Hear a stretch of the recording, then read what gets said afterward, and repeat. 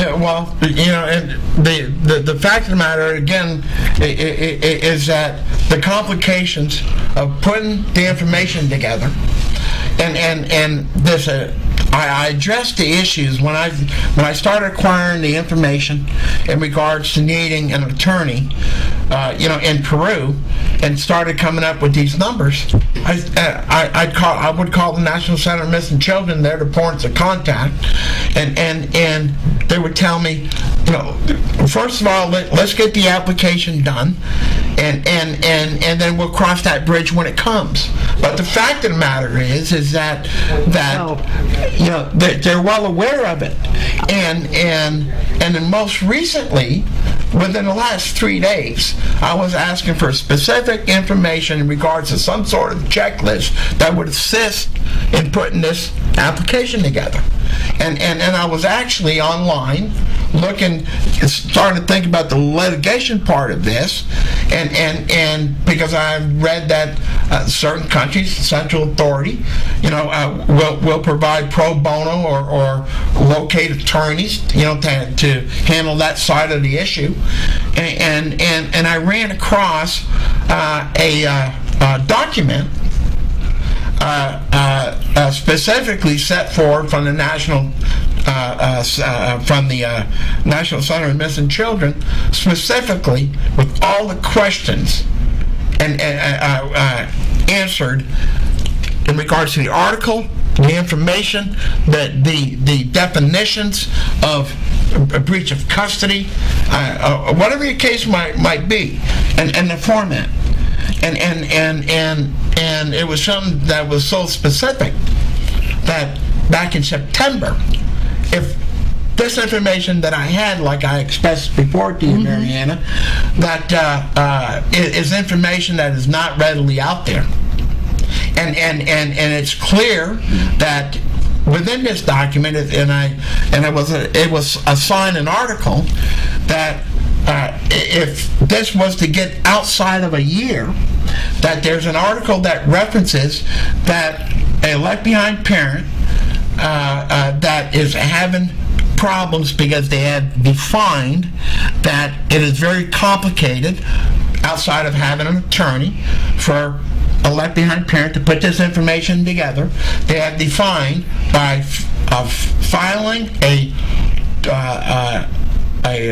trolling affidavit, TOLLING affidavit, would allow them to make a reference to why and what their delay is, but in addition to where it references this, it defines clearly what I just stated, that the left-behind parents has difficulty in completing this. And so it gets extended past that 1-year mandate of getting it done. Else the Hague Convention doesn't work. Okay, we have your mom on the phone now.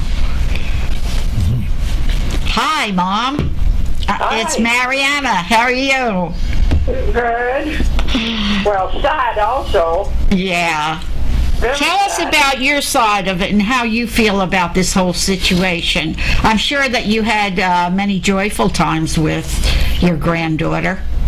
Yes, I did, and she was a very happy little girl in her home surrounding. She was very loved by both of them, but especially her father. And she was very active and loved doing different things, in her home. You had them for the holidays a lot, right? No, well, I live in Tucson. Yeah. So they came. They came because it's a long way, and we're getting older, so it's getting harder to travel for us. Right. But tell me how you miss her. I miss her very dearly because this little girl was taken, I really believe now, by force. She didn't have a choice. I mean, she's very little anyway, but I really feel that this was done under duress. and she was taken away. Not really knowing what was happening to her. Right. And we are very concerned of the damage. The psychologist of this little girl, what's happened to her, because it's just not right. I mean, if she wanted to leave, okay, you can leave, but don't do it the way that she did it, to keep her away from her dad that she loved very much, and also not be able to talk to her. And what do you think of the system? I think the system is not working, because I asked the question, why as parent or as grandparents, that we do not know exactly where she is. We can't have any contact with her, or I haven't talked to her since she's been gone, and no telephone where we can reach her or send her anything. I don't understand that part of the law that's allowed to do this to an American citizen, and it seems just like the father and the family, we do not have any rights, and she has committed a crime. That's right. It should, and it should be punished. And that little girl belongs in her own country.